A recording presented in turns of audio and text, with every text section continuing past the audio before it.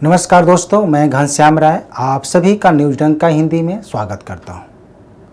मध्य प्रदेश में कांग्रेस के कपड़ा फाड़ राजनीति की खूब चर्चा हो रही है। इस पर बीजेपी कांग्रेस पर तंज कस रही है। वहीं कहा जा रहा है कि कांग्रेस जितना ओबीसी और जाति सर्वे को लेकर शोर मचा रही है, उतनी उसके प्रति गंभीर नहीं है। दरअसल कांग्रेस ने मध्य प्रदेश की कुल 230 विधानसभा सीटों में से 144 सीटों पर अपने उम्मीदवारों की घोषणा कर दी है, लेकिन इसमें ओबीसी की संख्या बीजेपी से कम है।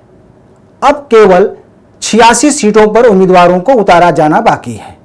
तो आज हम कांग्रेस के इसी कथनी और करनी पर बातचीत करेंगे और जानने की कोशिश करेंगे कि कांग्रेस ने मध्य प्रदेश में कितने ओबीसी नेताओं को टिकट दिया है। अगर आप हमारे चैनल पर नए हैं तो आपसे रिक्वेस्ट है कि हमारे चैनल को सब्सक्राइब जरूर करें। गौरतलब है कि राजनीति में महिलाओं को 33% आरक्षण दिए जाने वाले बिल को लेकर संसद में राहुल गांधी ने खूब शोर मचाया था।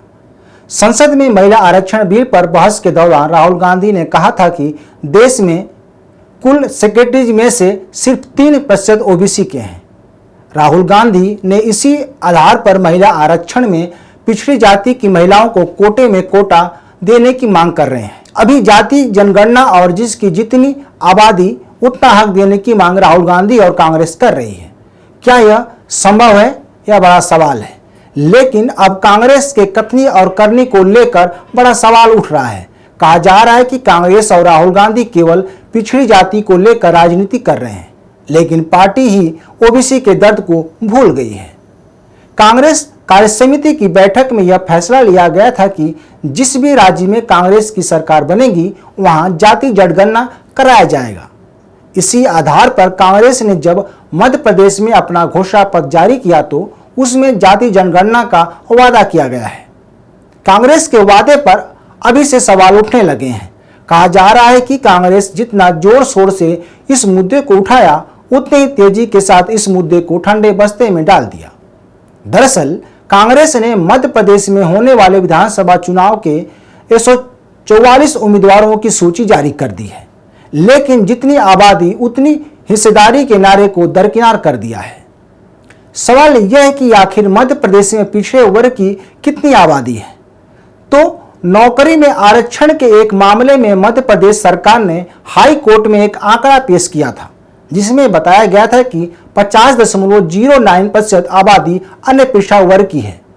यह आंकड़ा 2021 में ओबीसी एडवोकेट वेलफेयर एसोसिएशन के अधिवक्ता परमेश्वर ठाकुर के हवाले से मीडिया में प्रकाशित किया गया था।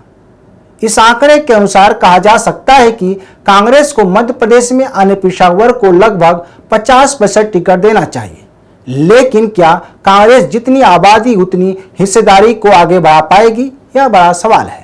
यह कहना मुश्किल है कि कांग्रेस इस पर गंभीरता से विचार करेगी, क्योंकि राजनीति में जो कहा जाता है वह होता नहीं है और जो नहीं कहा जाता है वह जरूर होता है।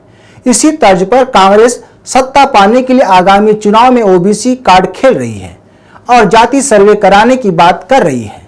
आगामी चुनाव में ओबीसी उम्मीदवारों को टिकट देने से कन्नी काट रही है। कांग्रेस के लिए एक मौका था कि वह मध्य प्रदेश के चुनाव में 50% टिकट ओबीसी के उम्मीदवारों को दे, लेकिन ऐसा नहीं कर कांग्रेस ने यह मौका गंवा दिया। कांग्रेस ने यहां अपने बयान के उलट काम किया है। कांग्रेस ने मध्य प्रदेश के चुनाव में अभी तक सबसे अधिक टिकट सवर्णों को दिया है। अभी तक मध्य प्रदेश में 144 उम्मीदवारों की सूची कांग्रेस ने जारी की है, जिसमें 52 प्रत्याशी सवर्ण समुदाय से आते हैं। इसके आधार पर कहा जा सकता है कि कांग्रेस के कथनी और करनी में बड़ा अंतर है। इसमें 22 ठाकुर, 18 ब्राह्मण, 5 जैन और 7 अन्य सवर्ण हैं, जबकि अभी तक मात्र 39 उम्मीदवार ही पिछड़े वर्ग से हैं।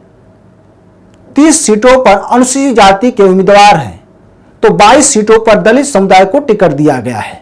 ऐसे में कांग्रेस के सामने यह सवाल खड़ा होता है कि क्या वह जितनी आबादी उतना हक का नारा बुलंद कर पाएगी। महिलाओं की बात करने वाली कांग्रेस 144 उम्मीदवारों में से मात्र 19 महिलाओं को टिकट दिया है, जबकि संसद में इसी साल 33% महिलाओं की भागीदारी पर मुहर लग चुकी है। हालांकि यह कानून अभी लागू नहीं हो पाया है, लेकिन कांग्रेस ज्यादा से ज्यादा महिलाओं को टिकट देकर ये एक उदाहरण पेश कर सकती थी। वैसे अभी 86 सीटों पर प्रत्याशी उतारे जाने हैं। ऐसे में यह सवाल उठता है कि क्या कांग्रेस इनमें महिलाओं और पिछड़ों का प्रतिनिधित्व बढ़ाएगी? यह तो समय के गर्भ में है। यह भी देखना बड़ा दिलचस्प होगा कि राहुल गांधी जो कहते हैं उसे क्या कांग्रेस जस का तस लागू कर पाती है या नहीं, या फिर कांग्रेस का जितनी आबादी उतना हक जुमला बनकर रह जाएगा। अब सवाल यह रह जाता है कि बीजेपी ने मध्य प्रदेश में कितने पिछड़े उम्मीदवार उतारे हैं।